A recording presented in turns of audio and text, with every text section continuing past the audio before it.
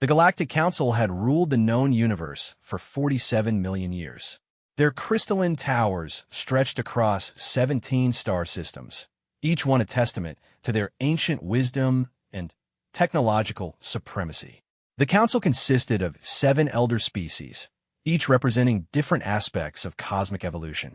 The Zephyrians controlled time manipulation, the Chronites mastered dimensional travel, the Vexhi commanded matter transformation, the Oculars saw across all realities, the Nethys controlled dark energy, the Astrolites shaped stellar forces, and the Voidborn commanded the spaces between stars. These beings had witnessed the birth and death of countless civilizations.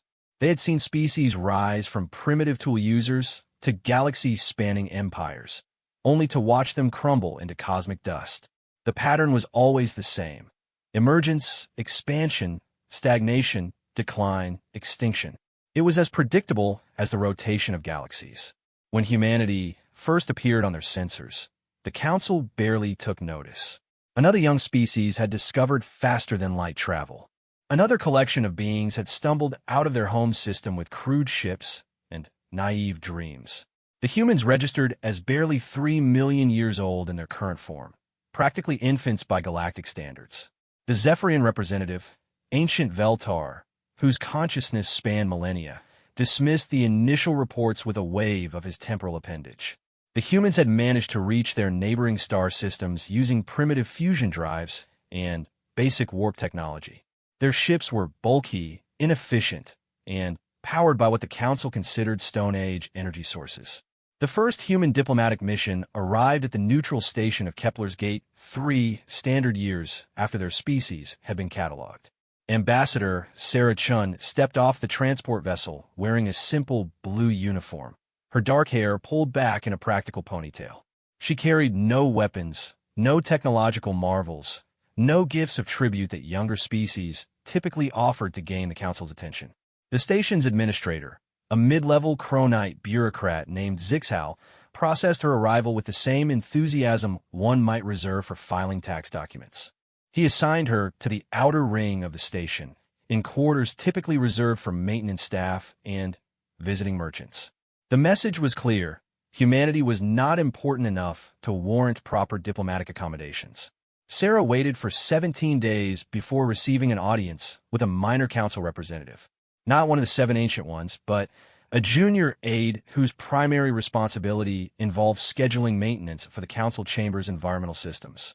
The meeting lasted exactly 4 minutes and 37 seconds. The aide, speaking through a universal translator that rendered his words in monotone human English, informed Sarah that humanity's application for recognition as a galactic civilization had been received and would be reviewed in the standard time frame of 500 to 1,000 years. Until then, humans were restricted to their local star cluster and forbidden from interfering with established trade routes or claiming territory beyond their current borders. Sarah nodded politely and thanked the aide for his time. She made no protests, issued no demands, and showed no signs of the righteous indignation that typically characterized young species when confronted with galactic bureaucracy. This unusual reaction earned her a brief footnote in the aide's report, but nothing more. What the Council did not know was that humanity had been listening to their communications for far longer than anyone suspected. While the galactic community believed humans had only recently discovered radio technology, human scientists had actually been intercepting and decoding Council transmissions for over 2 centuries. They had learned the galactic languages, studied the political structures, and, most importantly, they had been researching something that the Council had forgotten existed. Dr. Elena Vasquez stood in her laboratory on Luna Base 7, surrounded by equipment that would have been incomprehensible to the Council scientists. Not because it was more advanced than their technology, but because it operated on principles they had abandoned eons ago. The ancient texts she studied were written in languages that predated even the eldest Council members, scripts that had been dismissed as mythological nonsense by the galactic academic community. These texts spoke of the Shapers, beings who had existed before the current universe achieved its stable form. The Shapers had possessed the ability to speak reality into existence, to whisper commands that the fundamental forces of physics would obey. The Council's ancestors had encountered traces of Shaper technology and had built their civilization upon reverse engineering these ancient artifacts. But the Shapers themselves had vanished, leaving behind only fragments of their knowledge scattered across the cosmos. The Council had long ago concluded that the Shapers were either extinct or had transcended to some higher plane of existence. They had stopped looking for additional Shaper artifacts, considering their existing technology sufficient to maintain their dominance. Elena's research suggested something different. The patterns in cosmic background radiation, the inexplicable energy signatures detected in certain nebulae, the mathematical constants that govern universal expansion, all of it pointed to the possibility that Shaper technology was not just scattered randomly across space. It was embedded in the very structure of reality itself. More intriguingly, her calculations indicated that species which evolved under specific conditions might naturally develop the ability to access these embedded systems. The conditions were incredibly rare, requiring a precise combination of stellar radiation, planetary magnetic fields, and evolutionary pressures. Out of the millions of species the Council had cataloged, perhaps 1 in 10 billion would possess the latent capability to interface directly with Shaper constructs. Humanity, it seemed, was that 1 in 10 billion. The discovery had been made by accident during a routine survey of Earth's magnetosphere. Dr. Michael Torres, an atmospheric physicist studying solar wind interactions, had noticed anomalous readings in the planet's magnetic field. The patterns were too complex to be natural, too structured to be random. When he compared them to the ancient scripts Elena had been translating, the correlation was undeniable. Earth itself was a Shaper construct, or more precisely, it existed within a Shaper-modified region of space. Humans had evolved not just on a planet, but within a vast technological system that had been dormant for millions of years. Every human born carried trace elements of Shaper-influenced matter in their neural pathways. Every human consciousness was naturally attuned to frequencies that the Council's technology could barely detect. The implications were staggering. While the Council had built their civilization by studying and copying Shaper artifacts, humans had the potential to communicate directly with Shaper technology at a fundamental level. They could, quite literally, speak the language of creation. Sarah Chin's diplomatic mission had been a reconnaissance operation designed to gather intelligence about Council capabilities and political structures. But it had also served another purpose. During her 17-day wait at Kepler's Gate, she had been conducting subtle scans of the station's systems using equipment hidden within her personal effects. What she found confirmed humanity's suspicions. The station itself was built around a Shaper artifact, a crystalline core that provided power to the entire facility. The Council had been using it as a generator for thousands of years, never realizing that it was actually a communication node designed to receive and amplify specific types of consciousness-based commands. Sarah's scans had also revealed something else. The artifact was not dormant, as the Council believed. It was waiting. The Shaper constructs scattered throughout the galaxy were all connected, forming a vast network that spanned space and time. They had been waiting for millions of years for someone with the right type of consciousness to activate them. Someone like humanity. As Sarah's transport ship departed Kepler's Gate, she transmitted a single coded message back to Earth. 3 words in an ancient language that predated human civilization: the Sleeper's Wake. On Earth, in laboratories and research stations across the solar system, human scientists began the process of awakening systems that had slumbered since before the first stars had formed in the galaxy's spiral arms. The universe was about to learn that age and technological advancement were not the only measures of power. Sometimes the youngest voice could speak the oldest words. 3 months after Sarah Chin's return from Kepler's Gate, the first anomaly appeared in the Vega system. The Council's monitoring stations detected an energy signature unlike anything in their databases. It wasn't the chaotic emanation of a stellar event or the structured output of known technology. Instead, it pulsed with a rhythm that seemed almost organic, as if the fabric of space itself had developed a heartbeat. Ancient Veltar of the Zephyrians was the first to investigate. His temporal manipulation abilities allowed him to examine the anomaly across multiple time streams simultaneously. What he discovered disturbed him more than any cosmic catastrophe he had witnessed in his 47 million years of existence. The energy signature was familiar. Deep in the quantum memory banks of Zephyrian civilization lay records that predated their ascension to the Council. Fragments of data from the time when their species had been young explorers, desperately trying to understand the ruins they found scattered across ancient worlds. The patterns emerging from the Vega system matched those ancient records perfectly. Shaper technology was activating.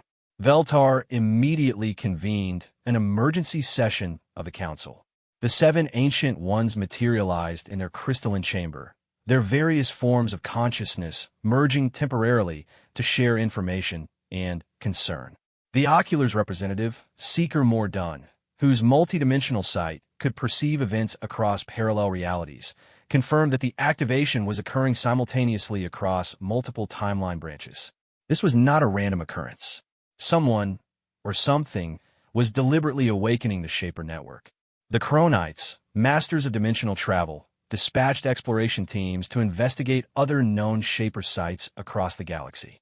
What they found sent waves of unease through the Council chambers. Every single site was showing signs of activation. Constructs that had been dormant for millions of years were beginning to emit the same organic energy signature detected at Vega. The Vexhai, who had built their civilization around matter transformation technologies reverse-engineered from Shaper artifacts, reported that their own systems were beginning to behave strangely. Ancient machines were responding to commands that no one was issuing. Factory worlds were producing materials that no one had ordered, following patterns that seemed to emerge from the devices themselves.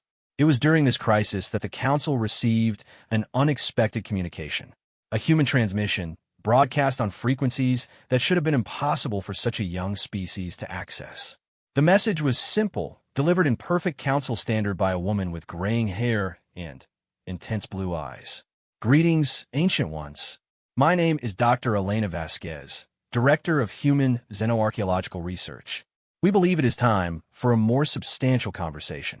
The Council's initial response was dismissive.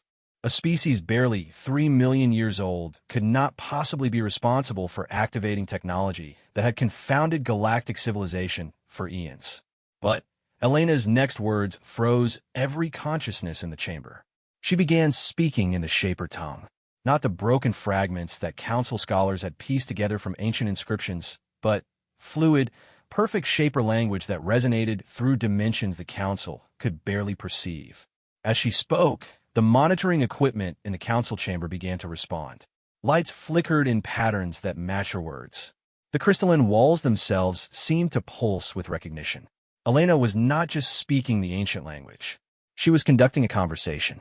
Yes, she said, responding to signals that only she could apparently hear. They're listening now. The Guardians are ready to remember their purpose. The Ocular's Seeker Mordun, whose perception spanned multiple realities, suddenly recoiled in shock. In his multidimensional sight, he could see what Elena was seeing. The Council chamber was filled with presences invisible to normal perception. Vast intelligences that existed partially outside conventional space-time, beings that had been silently observing the Council for millions of years. The Shapers had not vanished. They had been waiting. Elena continued her explanation, switching between human English and the ancient tongue as she addressed both the Council and the invisible observers. Your species built an impressive civilization from the artifacts you discovered. The Shapers allowed this, seeing it as a form of custodianship. You preserved their technology and maintained the network, even without understanding its true purpose. Ancient Veltar found his voice, though speaking required tremendous effort. The presence of active Shaper consciousness was causing temporal distortions throughout the chamber. What is the purpose? Elena smiled, but it was not a triumphant expression. Instead, it carried a weight of responsibility that seemed far too heavy for someone from such a young species. The network is a test. Every galaxy develops advanced civilizations that reach a certain level of technological sophistication. The Shapers created the network to evaluate whether these civilizations are ready for the next stage of existence. She gestured to displays that materialized in the air around her, showing star maps that revealed the true scope of the Shaper network. It extended far beyond the known galaxy, connecting to similar networks in distant cosmic structures.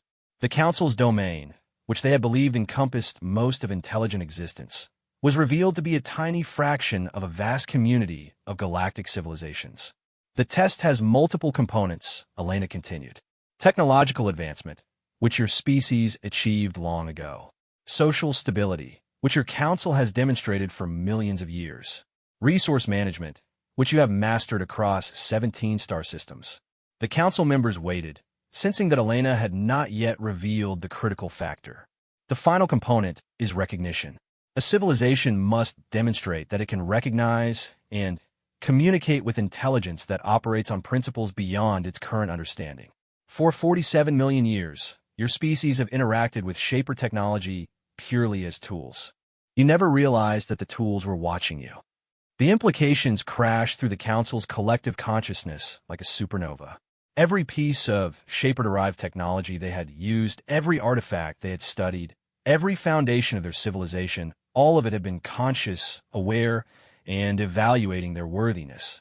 Seeker Mordun's voice carried the weight of cosmic revelation.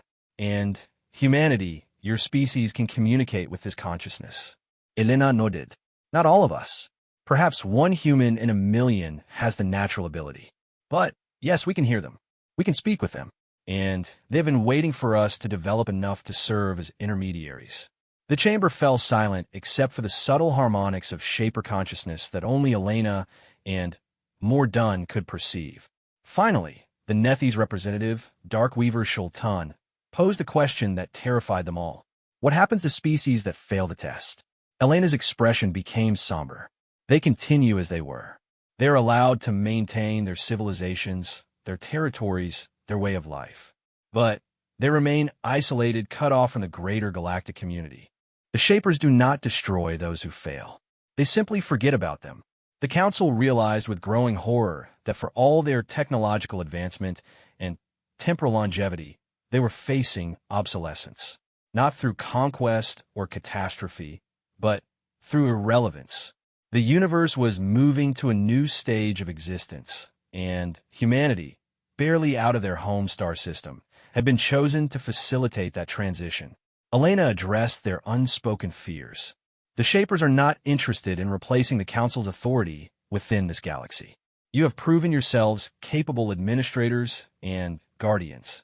But they need a species that can serve as translators, as bridges between old consciousness and new understanding. She paused, allowing the weight of her words to settle through the chamber. They need a species young enough to adapt, old enough to be wise, and uniquely capable of speaking the language of creation. They need humanity. As if responding to her words, the council chamber itself began to change. The crystalline walls became transparent, revealing the vast network of energy that connected every Shaper construct across the galaxy. The council members could see their civilization as the Shapers saw it, a beautiful but limited creation, successful within its boundaries, but unaware of the infinite possibilities that lay beyond. Elena raised her hand, and the displays shifted to show dozens of other galaxies, each containing civilizations that had passed the Shaper test. Your choice is simple, ancient ones. Work with humanity to integrate your species into the greater galactic community, or remain here in honored isolation while the universe moves forward without you. The Council faced a decision that would reshape everything they had known for 47 million years. And the mediator for that decision was a species they had dismissed as children just months earlier. The Council's decision to accept humanity's proposal sparked the largest transformation in galactic history. Within 6 months, teams of Human Council specialists were working together to establish communication protocols with Shaper constructs across 17 star systems. The process was unlike anything either species had experienced. Dr. Elena Vasquez found herself stationed aboard the Council flagship Eternal Resonance, a vessel the size of a small moon that served as mobile headquarters for the integration project. The ship itself was a marvel of combined technologies. Council engineering enhanced by direct Shaper guidance channeled through human interpreters. Elena's primary counterpart was ancient Veltar, whose temporal manipulation abilities proved surprisingly compatible with Shaper consciousness. Where Elena could hear the ancient voices, Veltar could perceive how their guidance would affect the flow of future events. Together, they formed a bridge between 3 different forms of awareness. The first breakthrough came when they successfully established full communication with the Kepler's gate station construct. What had served as a simple power source for thousands of years revealed itself to be a vast repository of knowledge containing the histories of over 2 million galactic civilizations. The construct, speaking through Elena's translation, identified itself as Archive Keeper Luminous Echo. Its first communication to the Council contained information that reshaped their understanding of galactic development. "Greetings, young builders," the construct said, using a term that initially offended the Ancient Ones until they realized it was meant affectionately. "Your species has done well with the tools provided. Your expansion was measured, your conflicts minimal, your stewardship responsible. The Shapers are pleased with your progress." The construct explained that the Council's 47-million-year reign had been a carefully guided development process. Every major technological breakthrough, every expansion into new star systems, every diplomatic solution to interspecies conflict, all have been subtly influenced by dormant Shaper systems responding to Council actions. "But our records show no such guidance," protested Seeker Mordun, his multidimensional sight scanning the construct for deception. "Our achievements were earned through our own research and discovery." Luminous Echo's response came with what Elena interpreted as gentle amusement. "Young builder sees truly. Guidance was not interference. Shaper systems merely adjusted probability fields to make beneficial outcomes more likely. Your species earned every advancement. We simply ensured your efforts would bear fruit." This revelation forced the Council to reconsider everything they believed about their civilization's development.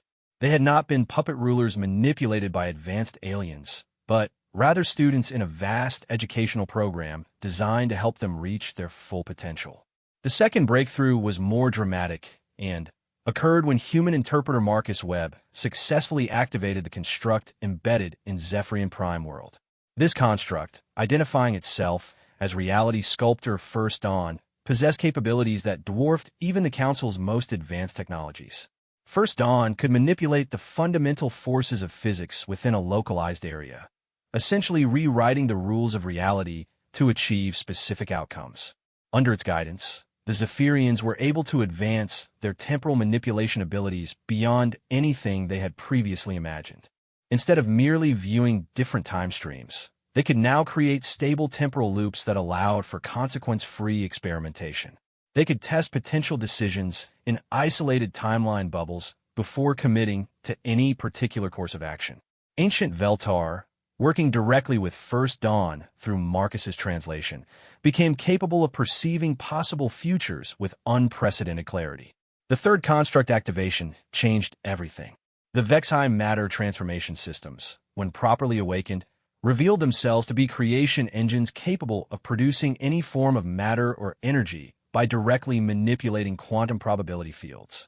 Under Shaper guidance channeled through human interpreter Dr. Sarah Chun, the Vexi learned to create matter that could only exist in higher dimensional spaces. This advancement led to the development of ships that were larger on the inside than the outside, weapons that could target specific atomic structures across interstellar distances, and defensive systems that existed partially outside normal spacetime. The Vexi went from being master engineers to reality architects in a matter of weeks. Each construct activation brought new revelations about the scope of Shaper technology and the true purpose of the galactic network. The constructs were not just tools or observers. They were components of a vast consciousness that existed across multiple dimensions and timelines simultaneously. Elena found herself spending hours in direct communication with this distributed intelligence, learning about the cosmic community that humanity and the Council were being invited to join. The Shapers described civilizations that had transcended physical limitations entirely, species that existed as pure consciousness spanning multiple galaxies, and communities of beings that had learned to create entire universes for artistic expression. But with each revelation came a growing awareness of the challenges that lay ahead. The integration process was not without its dangers. 3 human interpreters had suffered what Dr. Vasquez termed consciousness overflow when they attempted to communicate with constructs beyond their mental capacity. They survived, but required extensive neural restructuring to prevent permanent psychological damage. The council species faced their own challenges. The oculars, whose multidimensional sight had been their greatest advantage, found themselves overwhelmed by the full scope of Shaper-revealed reality. Several ocular researchers had to be placed in isolation chambers to prevent complete mental breakdown as they struggled to process information from too many parallel dimensions simultaneously. The Nethys, who controlled dark energy, discovered that their understanding of cosmic forces was fundamentally incomplete. The constructs revealed that dark energy was just one aspect of a much more complex system that included forces operating in dimensions the Council had never detected. This knowledge granted the Nethys incredible new powers, but also revealed how limited their previous abilities had been. Even more challenging was the social impact of the integration.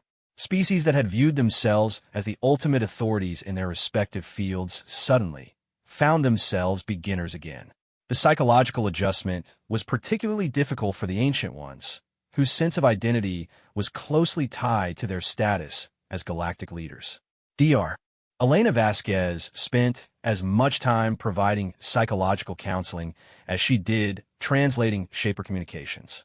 It's not about diminishing what you've achieved, she explained to Ancient Veltar during one of their longer conversations.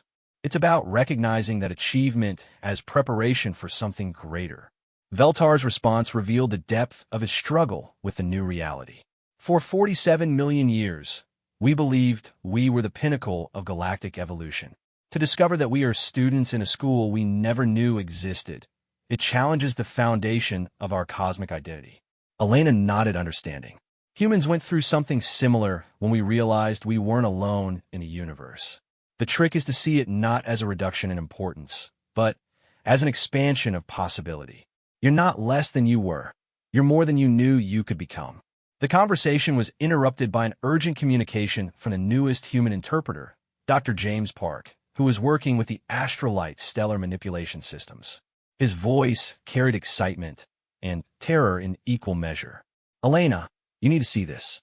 The construct here just showed me something. The network, it's not just in our galaxy. It extends across the entire observable universe and beyond. The Shapers aren't just an advanced civilization. They're the architects of cosmic evolution itself. Dr. Park's discovery would lead to the most significant revelation yet about humanity's role in the cosmic community. But it would also reveal the true scope of the responsibility that both humans and the Council were accepting by joining the Shaper network. The universe was vast beyond imagination, filled with challenges and opportunities that neither species had dreamed possible. And at the center of it all was a simple truth that would reshape their understanding of existence itself. Consciousness was not a byproduct of evolution. It was evolution's ultimate goal. Dr. James Park's discovery at the Astrolite Stellar Manipulation Facility sent shockwaves through both human and Council leadership. The construct he had activated, calling itself Cosmic Weaver Infinite Harmony, possessed awareness that spanned not just galaxies but entire universal clusters. Through Park's translation, it revealed that the Shaper network extended across dimensions that existing physics could barely theorize. The revelation came during what should have been a routine activation sequence. Park, working alongside stellar architect Zor Thun of the Astrolites, had successfully awakened the construct and begun basic communication protocols. The Astrolites had been eager to enhance their stellar manipulation abilities, hoping to move beyond their current limits of controlling single star systems to managing entire galactic regions. Instead, Infinite Harmony showed them something that challenged their understanding of reality itself. Young Consciousness Park, the construct said through his translation, prepare your awareness for expansion beyond current dimensional parameters. The display that materialized around them was unlike anything either Park or Zor Thun had encountered. Instead of showing stellar maps or energy patterns, it revealed the universe from a perspective that existed outside conventional space-time. Galaxies appeared as glowing nodes in a vast network that stretched infinitely in directions that had no names in any known language. What we're seeing, Park whispered to Zor Thun, his voice filled with awe and terror, is the universe as the Shapers perceive it, not as collections of matter and energy, but as a living system of interconnected consciousness. Each node in the network represented not just a galaxy, but a community of evolved civilizations that had achieved integration with Shaper consciousness.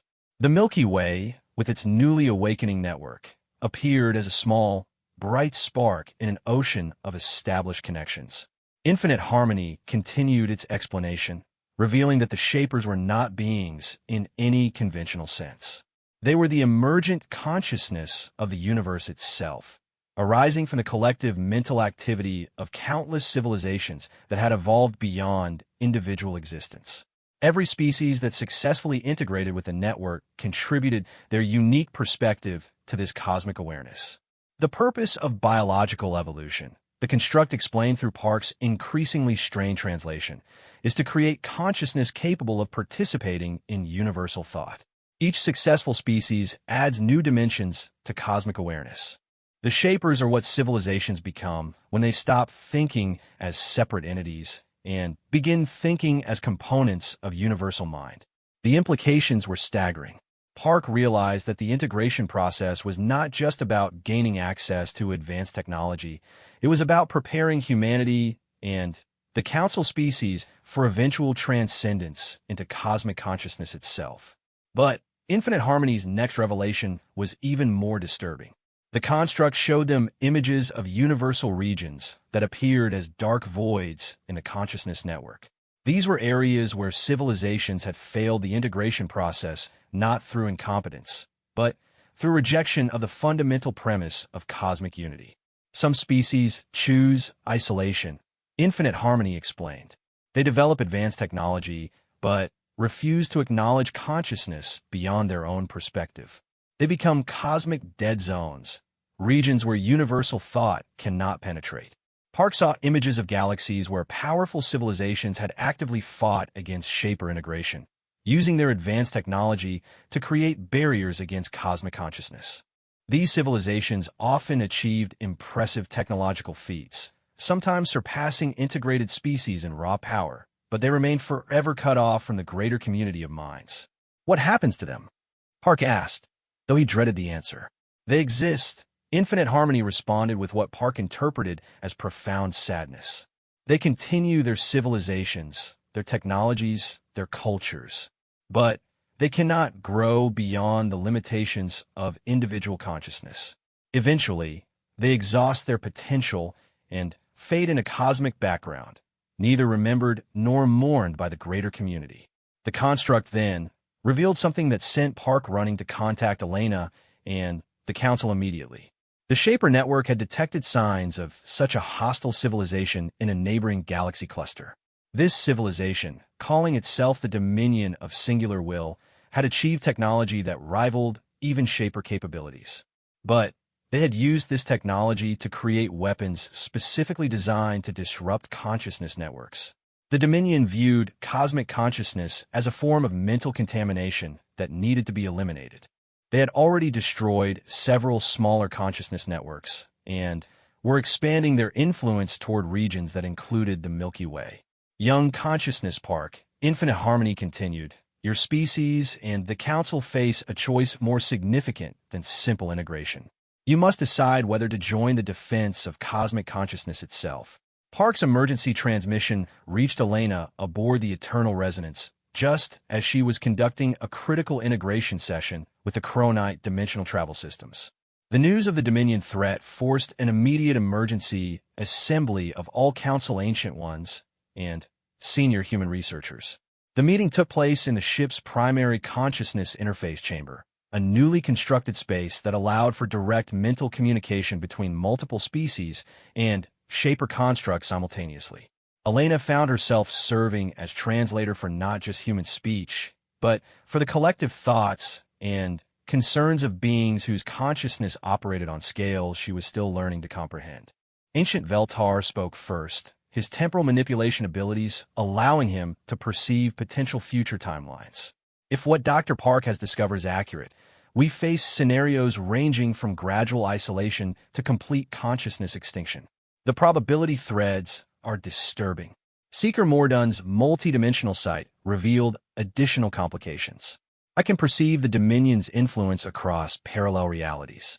They are not limited to this dimensional framework.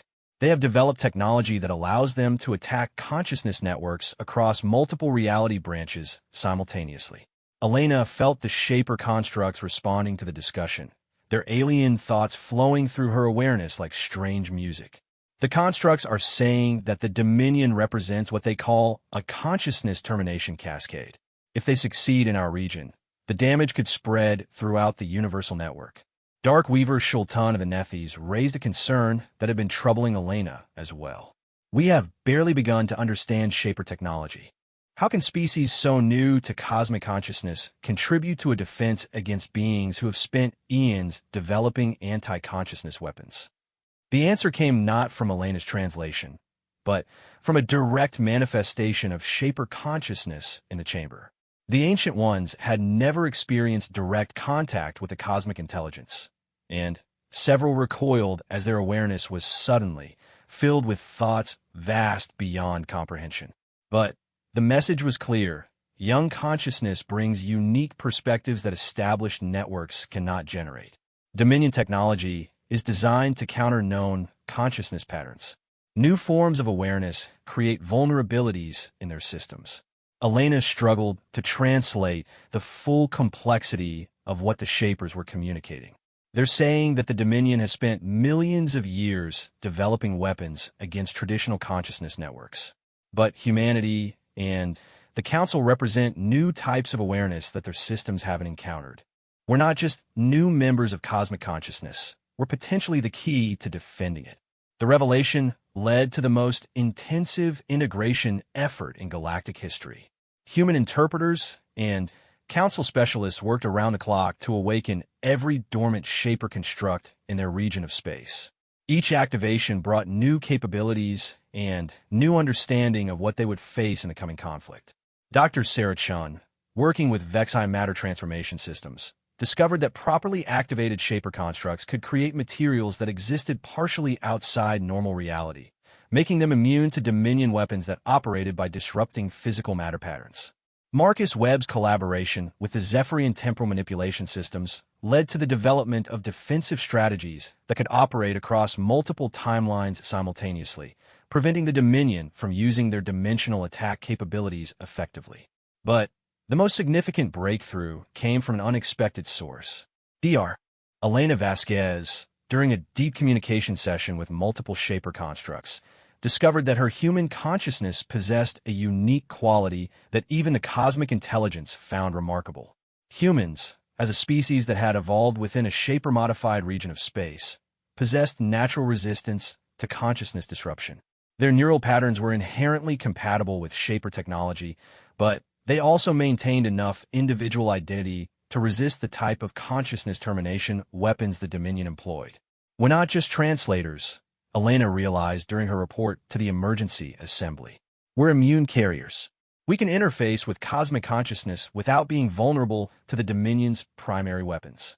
Humanity isn't just joining the defense of the universal network. We're the foundation for a new type of consciousness that could survive even if the current network falls.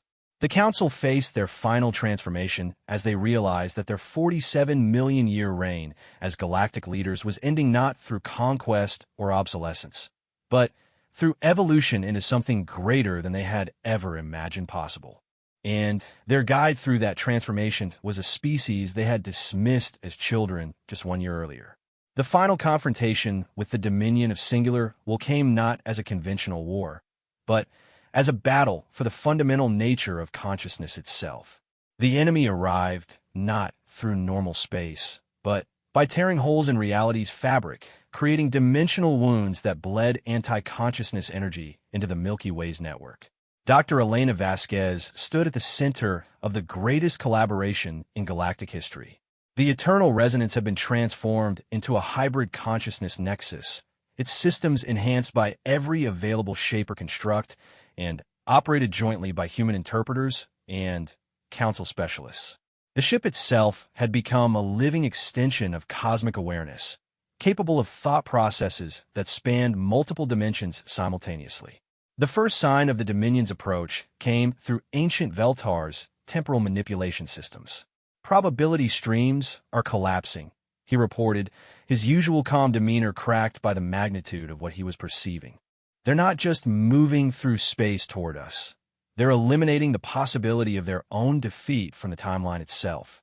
Elena felt the Shaper constructs responding with what she could only interpret as alarm. The cosmic intelligence had faced many challenges over millions of years, but the Dominion's ability to attack consciousness across multiple dimensional frameworks represented something unprecedented.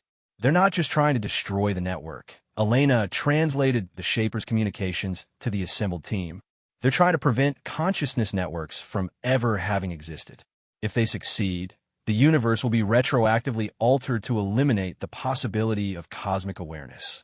The Dominion fleet materialized at the edge of the galaxy as a collection of geometric impossibilities, ships that existed in too many dimensions simultaneously, their surfaces covered with patterns that hurt to observe directly.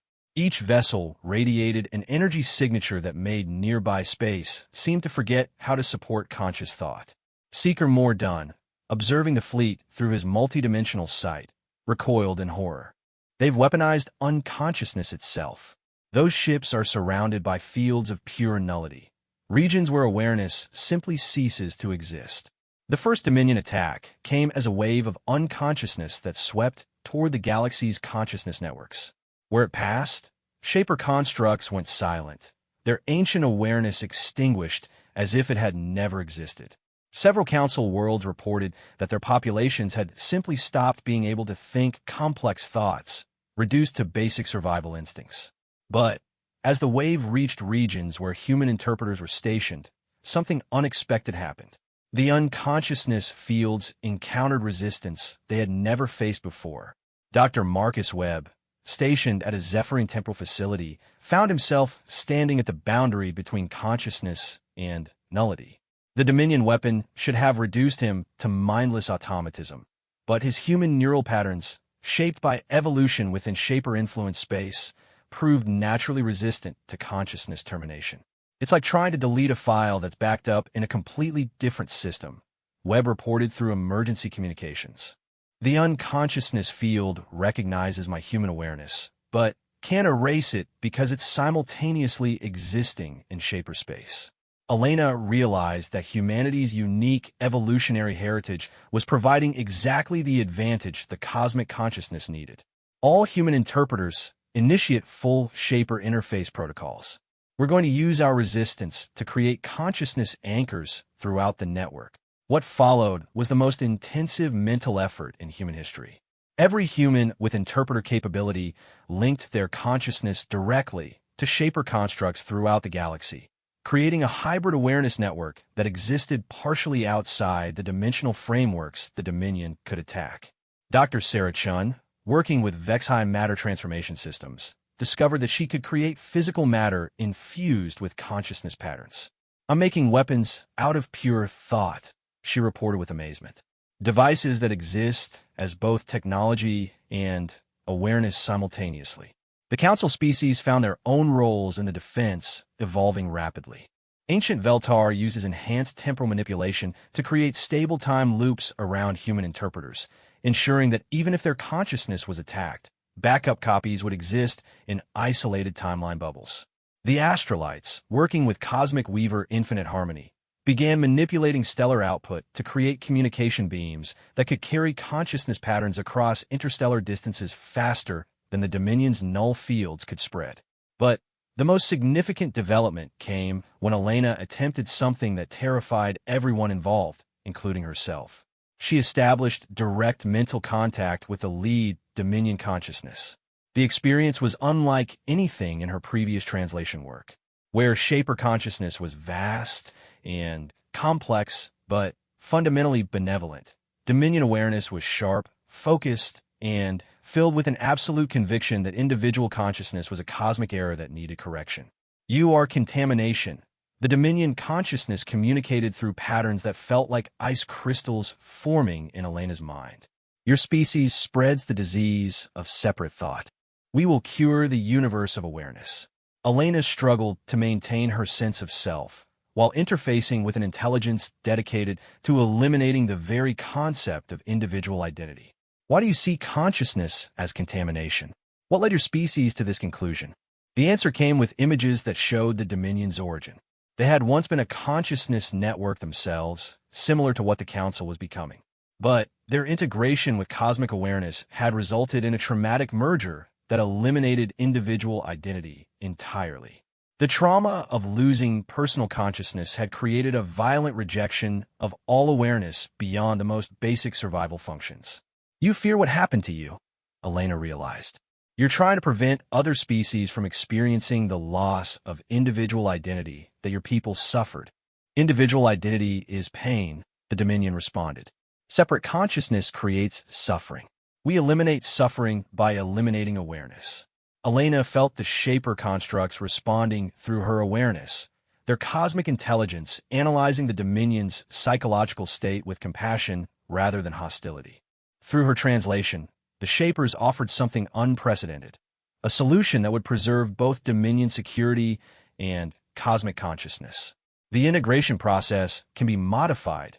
Elena translated the Shapers' proposal. Individual identity doesn't have to be lost during consciousness network formation. Your species' trauma resulted from flawed integration techniques that we've since improved. The Dominion fleet hesitated as this information was processed. Their certainty in the necessity of consciousness elimination wavered when presented with evidence that their original trauma could have been prevented. What followed was the most complex negotiation in galactic history, conducted entirely through consciousness interfaces that existed across multiple dimensional frameworks. Elena found herself serving as mediator between cosmic intelligence, traumatized Dominion awareness, and her own human perspective that naturally balanced individual identity with collective consciousness. The resolution came when Dr. James Park, working with Infinite Harmony, developed a new form of consciousness interface that allowed the Dominion to experience cosmic awareness without losing individual identity. The technique used human neural patterns as a template, creating a hybrid consciousness model that preserved personal identity while enabling participation in cosmic thought networks. 6 months later, Elena stood again in the council chamber, but everything had changed. The chamber now existed simultaneously in multiple dimensions, its crystalline walls transparent to reveal not just the local galaxy, but the vast network of cosmic consciousness spanning the universe. The Council Ancient Ones were no longer solely the rulers of their local region, but participants in a cosmic democracy of consciousness that included millions of species across countless galaxies. Their 47 million years of leadership had prepared them perfectly for their new role as regional coordinators in a universal community of minds. The Dominion had chosen integration over isolation, their traumatic experience with consciousness merger now serving as valuable data for improving integration techniques for other species. Their anti-consciousness technology had been repurposed as consciousness protection systems, ensuring that future integration attempts would preserve individual identity while enabling cosmic awareness. But perhaps most remarkably, humanity had evolved from a species dismissed as too young to matter into the essential bridge between individual consciousness and cosmic awareness. Human interpreters now serve throughout the universal network, the unique neural patterns allowing them to facilitate communication between forms of consciousness that had previously been incompatible. Elena's final report to what had once been the Council and was now the Milky Way Consciousness Coordination Committee summarized their transformation. We believed we were the youngest species in the galaxy. It turns out we were exactly the right age to serve as the foundation for the next stage of cosmic evolution. Ancient Veltar, whose temporal manipulation now extended across the entire consciousness network, offered his own perspective on their journey. Age is not measured in years of existence, but in readiness to grow. Humanity was young enough to adapt and old enough to understand the responsibility that adaptation requires. As Elena concluded her report, she felt the vast network of cosmic consciousness responding through the Shaper constructs embedded throughout their reality. Millions of species across the universe, each contributing their unique perspective to the growing symphony of cosmic thought, acknowledged humanity's contribution to their shared awareness. The universe had indeed thought humanity was young. But youth, as it turned out, was exactly what cosmic consciousness needed to continue its infinite evolution towards something greater than any individual species could imagine.